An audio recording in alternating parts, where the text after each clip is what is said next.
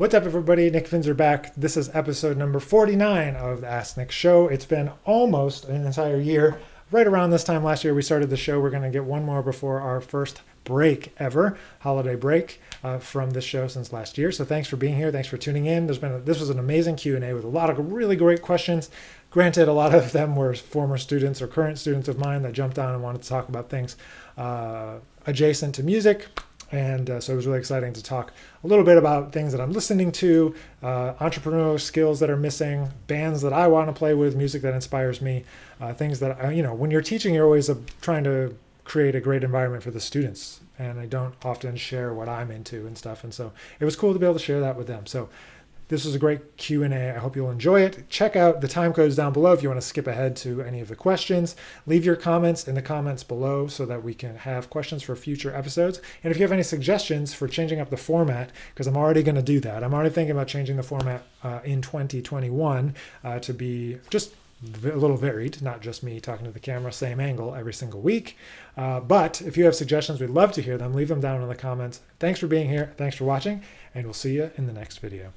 And a question from Gil Evans' project. He was giving me a hard time about starting a big band again. So who knows? Maybe 2021 is the year to do a big band project. I better start saving all my pennies, though, because big band projects are not cheap. That is for sure. Especially if you do them like Ryan Truesdale does. Go big or go home. That's what they say, right? What have I personally been getting into? Nothing in particular, Luke, to be honest. I listen to mostly stuff to kind of keep up with what's happening. Things that have caught my attention, though, the new alto player, and Joel Ross, the Vibes player, his new record is pretty great, and I'm blanking on his name. Omega is the name of the record. Alto saxophone player, blue note, glasses, long hair. I don't know why. Emmanuel Wilkins. His new record is also really good. Those two I've been checking out. I tried to check out Go Go Penguin yesterday, and it just doesn't really hit me super hard. So I don't know. I've been revisiting. I really like Bright Sized Life, that first Pat Metheny record with Jocko. I like it because there's just so little going on in terms of texture, and usually my music has so much texture that I like how empty it is. So, like tonally speaking, like it's not empty because there's a lot going on, but it's empty in the sense that there's not like constant harmony all the time. So I've been listening to that again. That's just something I can listen to. And I also like how he plays original music, and he plays like free stuff, but you can't tell that it's free. And that's something I want to get back into. It's playing more open music. I haven't done it in a long time, but it's on Blue Note. He's also on Joel Ross's record, so they go back and forth. Both those guys. Those guys are both a little bit younger than me, 10 years younger, I guess. I guess I'm getting old. I don't think of myself as old yet, but it happens, I guess, pretty quick. But so in terms of what I'm listening to, that's a lot of what I'm listening to, is usually just new stuff that's coming out and thinking about how that fits into the scheme of the overall music industry. And but I'd like to hear if anybody has suggestions of things that they've been listening to, that they've been digging. I'd be interested to check out what you are listening to, because I haven't found anything that I've really become super obsessed with lately. I really like listening to Chick Corea's records. Those are always really great to listen to. Some of those people. But yeah, that Emmanuel Wilkins, I feel like, is a really great indication of things to come, from him, because it sounds like the Kenny Garrett Quartet kind of, but like taken to like with modern, more kind of, I don't know, quote unquote modern sensibilities, whatever that means. Any thoughts on the music of Stan Kenton and or Hank Levy? Hank Levy I don't really check out, so I won't comment. But Stan Kenton, there's a lot in the history of Stan Kenton's music that in the history of him as a person that's kind of questionable. I don't know if it's true or not, or substantiated or not, but to me, I don't know. It doesn't really matter. There's a lot of question marks there, so I tend to avoid it. I liked it when I was in high school. I liked it because it was really heavily brass oriented, and obviously now I teach at UNT, and there's a history of Stan Kenton's music being played at UNT and all of that. But I'm not a huge fan. I love Duke Ellington more. I think Stan Kenton it was important in his time for what he brought to it, but it's not my favorite music, especially now with more context. But also just it's kind of loud all the time, which to me is not always necessary. But it's a flavor, and I'm glad that it exists. But it's not my favorite, and it to me has a lot of ties to like kind of West Coast style. And that's not necessarily always not West Coast in the sense of like Chet Baker, Stan Getz, but kind of a modern West Coast style in terms of brass playing, maybe. I don't know really how to describe it super well, but I don't know. It's connected to a history that I don't necessarily identify with super strongly. I'm more of like a small group, play changes, play, J.J. Curtis slide kind of vibes. And I know like Slide wrote for Maynard Ferguson and all kinds of things, but just preferences. So that's my thoughts on Stan Kenton. What's up, DJ? What do you think is missing from most young jazz trombone players playing in general? Well, I always say that it's very, very kind of like age specific, I guess.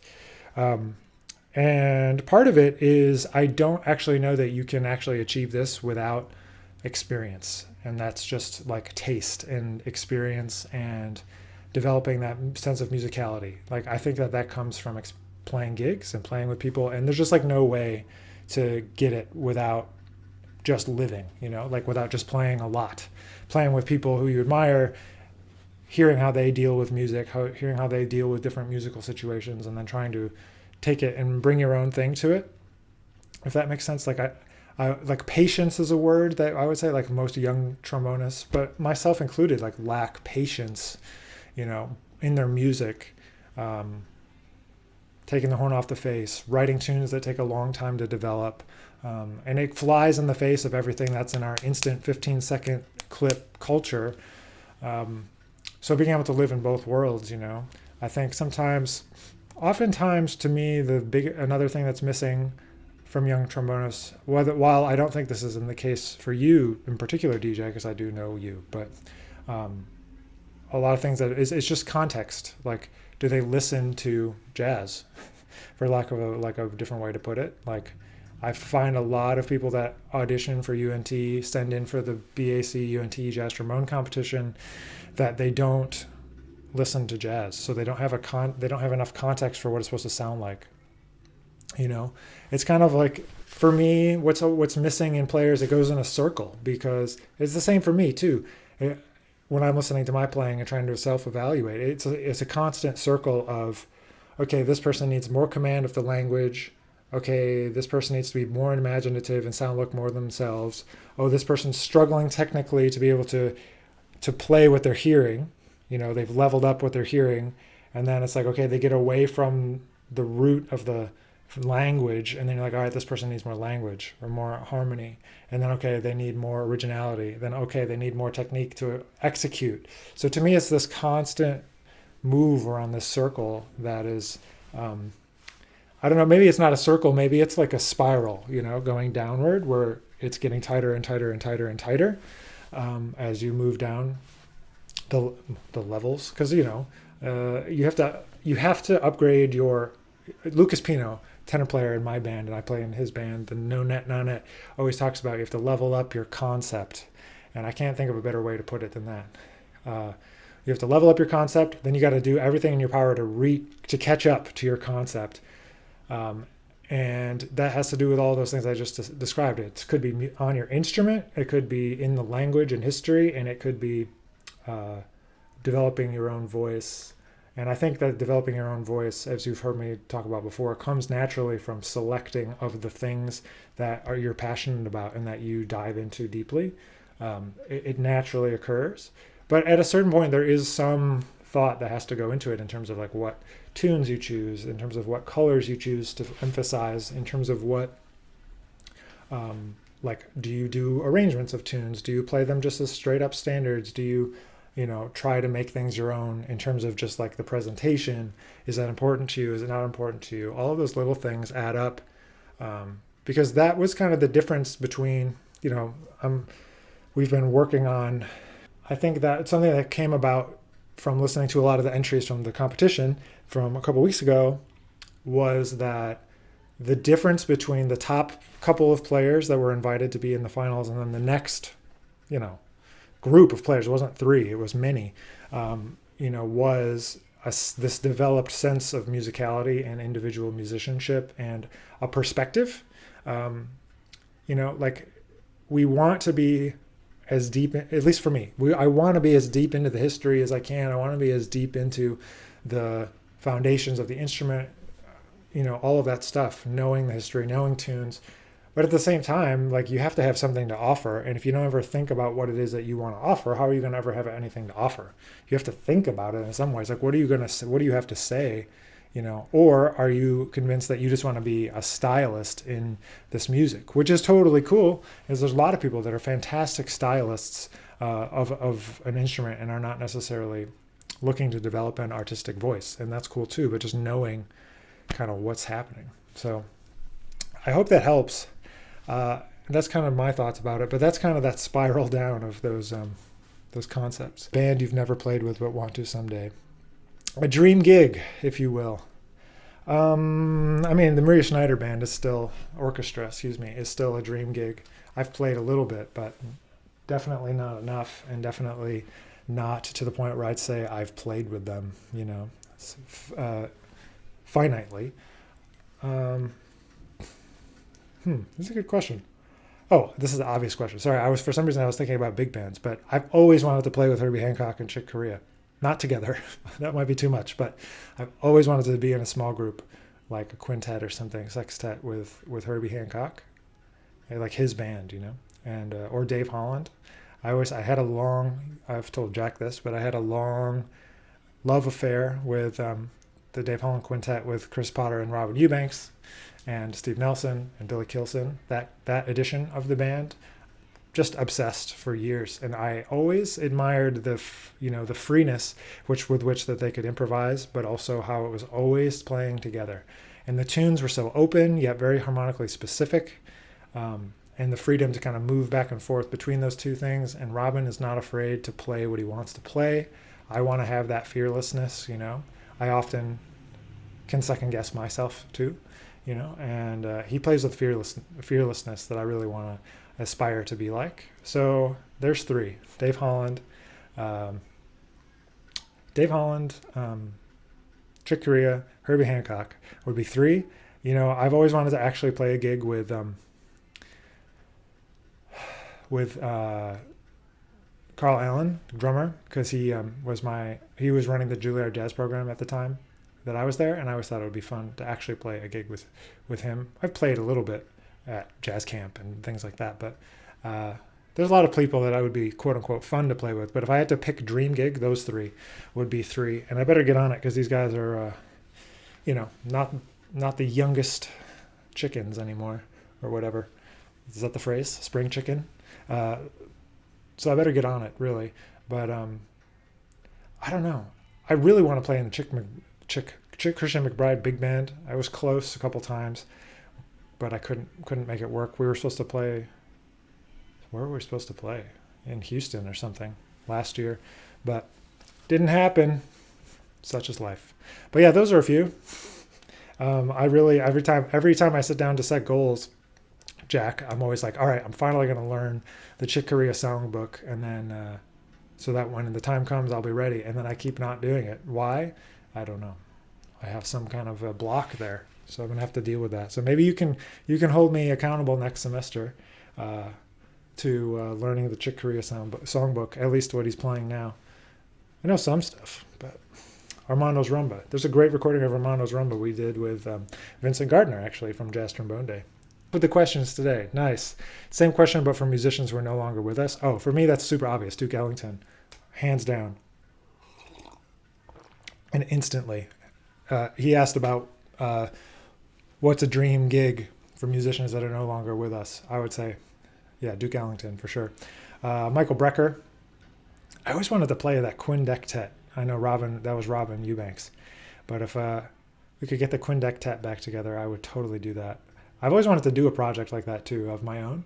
But I don't know if trombone could like hack it in the front of that, kind of like mixed ensemble like that. I'll have to get Gil Goldstein to write. But if you don't know the quindectet record, I forget how many musicians, but it's strings and horns and really great arrangements from Gil Goldstein. Duke Ellington, 100%. Michael Brecker. I mean, I guess Pat Metheny is still with us. He's another one I'd like to play with. These are all the things that were like burning in my ears when I was in high school and at Eastman. Like Pat Metheny, Joshua Redman, Brad Meldau, all these guys, like all of that crew, Christian McBride, those were like the cats. Any advice on overcoming nervousness before/during a performance? It's never been a huge issue for me. I used to get super nervous. Like I used to sweat, my palms used to sweat, and I would get super nervous and shake and stuff. But that was like middle school. And for me, the best therapy for that was just to perform more. The more you perform, the easier it gets. And I've never done anything with beta blockers. I've never tried bananas. I've never done anything breathing. I mean, more recently, I've gotten into breath work and just like as a mindfulness practice, but not when I was super nervous. But I still get nervous mostly when I'm playing for people that I'm afraid of, meaning people like, higher up the food chain than myself in terms of like my vision of like a musical hierarchy that really doesn't exist, but like my heroes basically. So like when I used to play my juries at Juilliard, I would get super nervous. I also get nervous usually playing at trombone festivals because everyone's a trombonist and they know when you screw up, right? But that's the hardest audience, right? Your colleagues and your colleagues on your instrument, because they know everything that's going on with you. But so the volume of performances and realizing that like no one performance is going to sink or swim you. It's going to sink or swim your career. You know what I mean? Like it's all about like the journey, and it's all about the long term. It's not one concert. I was very nervous when I played with Jazz Lincoln Center. I was very nervous when I played with Maria Schneider. But what I like to think about when I get nervous is that's just me telling myself that I really want to do a good job. It's okay. What's up, Jay Coop? Thanks for being here. It's me saying, it's my body and my brain saying, do a good job, Nick. You really want to do a good job, And I know that sometimes nervousness causes people to have other physical reactions that would make it impossible to do a good job. But for me, that's what I think about, and just keep on getting in front of people and playing. Just play. Do a live stream. Because, people are jumping on and off all the time. Someone's watching while you're doing a live stream, even if it's not 1,000 people, or 100 people or 50 people. There's a certain level of comfort that comes from speaking in front of people. Just do it. You just have to keep doing it. And how I got over that was by just volunteering to go and give clinics to high school kids who I knew would not care who I was, what I was doing. They were just bored anyway. So I used to go and volunteer to do master classes at high schools all over. So mostly in Western New York. But just do stuff, Margaret. Just get in front of people, talk to people, put yourself in situations that are going to force you to deal with those nerves. That's all I can say. But everybody gets nervous. Just know that it's okay. It happens to many of us. Some people, if they don't ever get nervous, I would say that perhaps they have some sort of thing happening with their brain. Everybody gets nervous sometimes, I think. But you can get over it by for me, just doing it. Do it. Keep on getting in front of people. What is your opinion on the Thad Mel Vanguard Jazz Orchestra? It's an incredible legacy. There's incredible music, great arrangements. I don't know. It's great. I want to play in that band still. I never have gotten the chance yet, so that's another one on my list to get the opportunity to play with. That would be great. But I think sometimes, the biggest thing that I have a gripe with that band, and it's not the band itself, is that Kendor published a bunch of charts that are not the original charts that people play all the time, which is just kind of silly. Like, you might as well just play the real arrangement. So that bothers me a little bit. But, I'm a big fan of Brookmeyer's music and his arranging and his phrasing, his compositional phrasing, and the Thad Mel Band was kind of the birthplace of some of that experimentation for Bob. And it's a great band. I wish that they could do more stuff. They don't do that much outside of the Vanguard, but it's been a while since I went to see them, but I used to go down and see them every once in a while, which was always cool. But beyond that, I don't know that I have too much. I don't know if I have too much of an opinion other than that they're a great legacy, and the music is great. And sometimes would rather people play the original arrangements. But stay motivated to practice has been very hard for me during the pandemic. Me too. I think it's been hard for many of us in terms of to stay motivated. I go in waves, of being motivated to practice and then motivated to work on stuff with our business outside of music and stuff to work on in terms of content and arranging and writing and stuff. And it's for me just about getting into a streak, like I don't want to let myself down if I start getting on a streak. So that sometimes works for me to get back into it. If I haven't been. Sidebar. DJ asked, am I working on a Christmas video? The answer is yes. It's coming out on Wednesday. So sometimes getting into a streak, like this is really, unrelated almost, but like on during the pandemic, because I didn't want to go to the gym, I ordered a Peloton bike so I could get back to, doing some sort of exercise. And so after I got like 30 classes, 60 classes, 90 classes, 100 classes in a row, days in a row, like you don't want to stop because you don't want to stop that streak, And that's what I used to say when I was in college at Eastman. I was like, man, I've practiced every day for like 5 years. I'm not going to stop. I'm going to at least warm up every day. I would bring my horn on vacation and everything. But sometimes doing that helps. Like, I'm all right, I'm going to get on a streak. I just have to touch the horn every day, and then I want to play more and more and play more and play more. Obviously, having gigs to work on, gigs to work towards is helpful. But even just creating your own system of like live streams or video recordings or content or practicing videos, any of that stuff will help you to get ready because you don't want to embarrass yourself, right? You want to show up and sound as good as you can. So you might start a collaboration with some people, start doing like a trombone ensemble, multi-layered video with your friends, anything. Give yourself, so those are the two things I would do. Give yourself, number one, permission that it's okay. And two, find some way to start tracking what you're doing and like create a streak so you don't want to let yourself down. That's been helpful for me. And three, get like a project together, start working on something.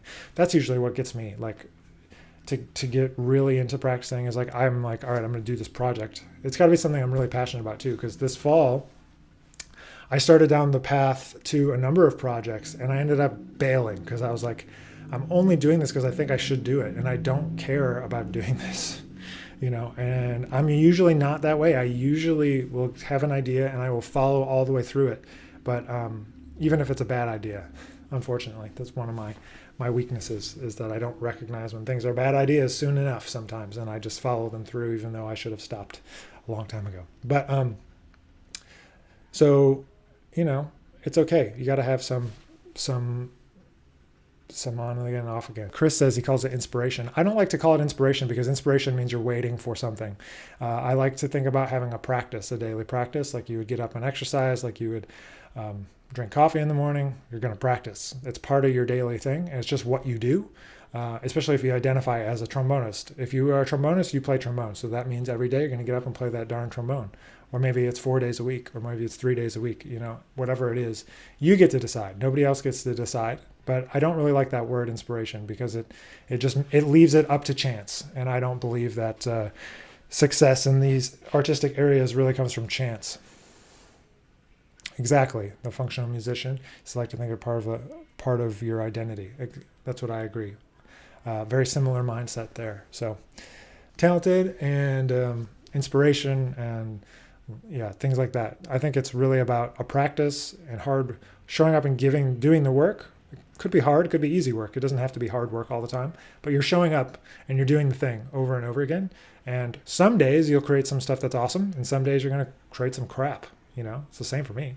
I've written plenty of tunes that don't make it past my notebook, or I've practiced many ideas that never go into my playing because I'm like, oh, it doesn't really sound like anything. So I'll just leave that alone. Like I thought, oh, this is going to be the greatest idea or the greatest, substitution or whatever, some stupid thing. And then it's not. So just show up time and time again, and you'll be more successful, I think, than thinking you've got to wait for inspiration. This is asking what I think about the piano. I think the piano is the most important tool as a trombonist to develop a sense of harmony. And if you don't play piano and you want to be an improviser, you should start playing piano, because I can't think of too many jazz improvisers that I would put in high regards that don't play piano. Almost all of them play piano, and some of them even just as well as any jazz pianist. DJ posted on his story the other day a great record that I had not forgotten about, but kind of haven't listened to or thought about in a while. What is it called? It's Bill Evans and Bob Brookmeyer playing duo piano. Ivory, Battle of the Ivories, Ivory something. It's got a big elephant on it. You can't forget it. But that's a really important skill, I mean, also he's an arranger, but still, like, that piano skill is super important. JJ played piano, to do arranging. Steve Davis plays piano.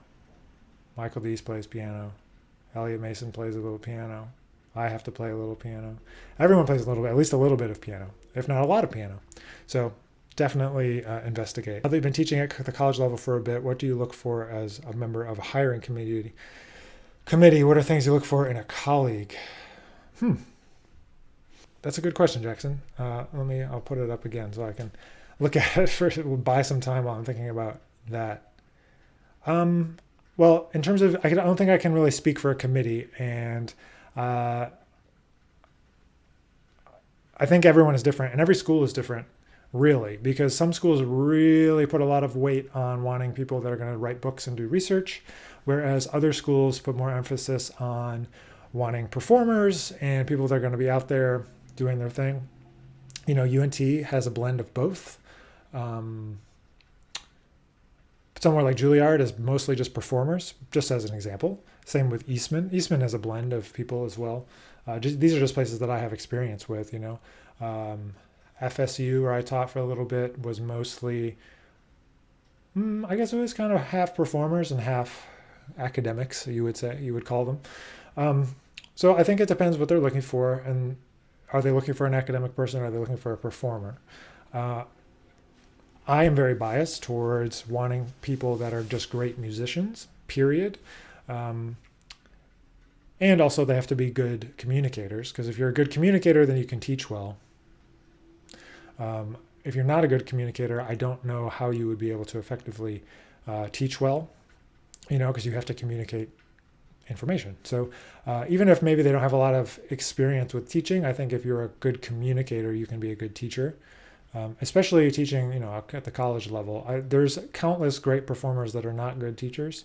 I don't know. I would say that my opinions on this topic probably don't reflect the majority. Like I'm going to say, like I want someone that to play with. Like I want somebody that is going to obviously be able to teach and inspire the students. Like that means they're going to have to be playing at a high level to me. But it doesn't mean that they're what the university wants. So it depends. And you want somebody that's reliable. You want somebody that's going to want to be there, all those sorts of things. We're in kind of a funny situation where it's going to be really hard for a few years, I think, for younger musicians to get the experience they needed to like supplant the doctorate requirement, for example. But especially if you don't live in New York or LA and are able to get those big name credits, and it depends on what type of university you're talking about and what's important to the university.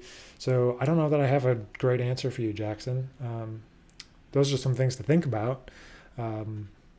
If you want to end up in a college job and you want the biggest opportunity to be hired, having a DMA or a PhD is definitely going to help you. It's rarefied to find somebody that is a great writer, can teach DMA or PhD level students because they also have one, and is like a dedicated performer as well that plays on the highest level. To find all of that together would be like, that would give you an in a lot of places, but it tends to not be the case all the time. Because the greatest performers don't end up with the degrees. The people that just get degrees don't get the big name credits. They don't go to a city where they want to will develop more as an artist because they get a job right away or end up in different places. So they don't take the path that's going to allow them for. So you got to work backwards from where you want to get to, Jackson, and figure out what's important to you, And but if you want to teach college, it's a pretty good idea to have a DMA or PhD. However, I don't have one, so I went the route of getting professional experience, and then that's what I wanted to do. And I don't necessarily agree that we should have to have PhDs or DMAs in music, but it's not really up to me, Even if I'm on a hiring committee, it's not up to me. It's up to the committee, but then it's really up to the deans, and then even beyond the deans, it's up to the provost of the university. So, it's beyond any one person's control, which is what it is. Chris asks, what degree did I get? I have a bachelor's in jazz and contemporary media from the Eastman School of Music, and I have a master's in jazz trombone from Juilliard. That's what I have. 2 degrees, both in performance. I don't necessarily recommend that that's the best path for every single person, but that's the path that I took because I was a stubborn young man. Any advice on how to start using the plunger? I've been wanting to get started with it, but don't know how to start. Yes, transcribe some stuff with the plunger. So you got to think, I like to always think of the plunger as an extension of your jaw. It's a separate jaw making vowel sounds. Al Gray has a book where he talks about positions of the plunger. You could check out Al Gray's book about positions of the plunger. He's talking about open horn plunger. I like to use pixie and plunger mute together. So with Steve Teray, he has a very great way of doing this and talking about it. I did not learn pixie, mute, and plunger this way, but he has a great way of talking about different vowel sounds and developing the vowel sounds all separately first, and then combining them into musical situations, which is something that we do at school and I do with my students. So figuring out the vowel sounds. But the way that I learned how to do it was by transcribing. So Wycliffe Gordon was one of my first jazz teachers, and he obviously is amazing at the plunger. So I was trying to copy him from listening to his records first.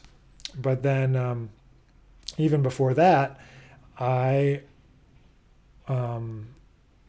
he told me after starting to study with him to check out Lawrence Brown playing Sweet and Pungent from this Blues in Orbit record, which is a lesser known Ellington record. And he plays a feature, slow blues with the plunger. Ellington's barely playing, so you can really hear all the vowel sounds and you can transcribe them, So what I do is I would transcribe the notes, and then I would transcribe the vowel sounds, and I would mark the vowel sounds on the page. And then I did a bunch of Wycliffe Gordon transcriptions. So to get started with the plunger, think about the vowel sounds. If you go wah wah wah wah wah wah wah wah wah wah wah wah wah wah wah wah wah wah, you're gonna drive people nuts. So you got to think about the vowel sound. You've got wah, you've got ow, you've got ah, you've got ooh, you've got doo-wah, you've got dwa, you got how. There's a lot of sounds. So listen to great players playing. Write down the vowel sounds that you hear, and then figure out how to do it. The biggest thing I usually have to help students with is making sure, one, that my plunger is down here. That you get the plunger over the hole, the center of your bell hole. Put it right in front. Make sure it's not totally tight against, but is somewhere in between. And then you've got to make sure that you're getting open enough. People don't get open enough on their plunger. That's another problem. All right. So that's plunger. Good question. Go to DJ's question. What's the biggest entrepreneurial skill or habit that you see young musicians lacking? This is a good question. What is the number one skill? Usually that they think they should wait until they're done with being at school before they start. or that they don't have anything to offer yet. Like, I'm not developed enough yet, or I don't have enough experience yet, or something like that. Some thought in that realm, or like I'm not ready to start a venture yet, or I'm not ready to make my record yet, or I don't have the credentials to do this yet. That is the biggest thing.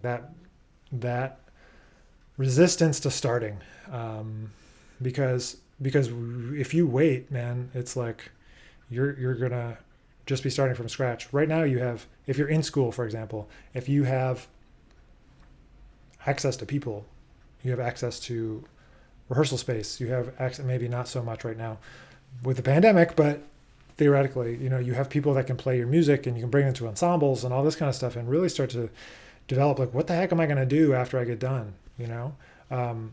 Because yes, like, as a trombonist, you like want to be hired and be a great employee. I was just reading a great post by Alex Isles. He was talking about this entrepreneurship stuff, and he was saying that he didn't think that it was necessarily as important as some schools wanted to say it is, which could be true. I don't necessarily disagree with his points. It's in the Jazz Trombonists Facebook group, I think. But if you don't know Alex, he's an amazing West Coast trombonist in LA, film, jazz, everything. And he was talking about it, and he was talking about just that it's not as important because you're mostly an employee. That's from circling back, that you're getting told what to do, play somebody else's music, execute it well, et cetera, et cetera. And obviously, like, that's a part of being a musician, being a jazz trombonist. Being a trombonist is executing that as an employee. But I mean, I really think you have to be doing your own thing if you want to ever break out and really build your own career. You can't rely on other people to do it for you. It's my opinion, so that means having a professional corner of the internet, starting to build your audience, focusing on what you can bring to the table, even if you don't feel like you're ready. There's always somebody you can connect with that's like one rung on the experience ladder less than you. I started doing that when I was in high school. I would teach elementary school kids, and then in college I would teach high school kids, and now as whatever, I teach college. So there's always one step down, right? So, but me, I would still look up to the generation older than me and think I would want to take lessons with them, and then also older than them, so it's just like a experience ladder, and there's always something to share. That's what I think. So don't wait, get started. If you have an idea, try some stuff, because you're only going to learn from doing. That's my problem with entrepreneurship classes in general, is that they teach you about thinking about brainstorming ideas, creating a business plan, but what do you actually need to do? You need to make the thing. You need to do the thing. You need to put it out there, see if it works, see if you like doing it, see if you like creating that, if you like being your own boss, if you want, or you'd rather not, So that's the biggest thing, is the lack of like hunger. It doesn't feel like anybody's hungry most of the time. Sometimes you can tell that a younger student is like, let's go, come on, let's go. I want to do this. But sometimes it's just like, okay, we'll just go through the motions, get ready for our recital. And then when I get into the real world, then I'll play some gigs, and hopefully this will happen. And it's like, to me, that doesn't make any sense, because it's like, people are going to pass you by. Somebody like me, who is very much like, I'm going to do this and this, they're going to kind of, maybe they're younger than you, and they're going to pass you by because you just sat there and were waiting for something to happen. So, you don't have to do everything. You don't have to be as into that side of it as I am. That's for sure. That's something that's just innate in me. So I don't think anybody should do everything, but you should decide on something that you do want to do, because I don't think that you can just play anymore. I want to just play, but I can't just play. So,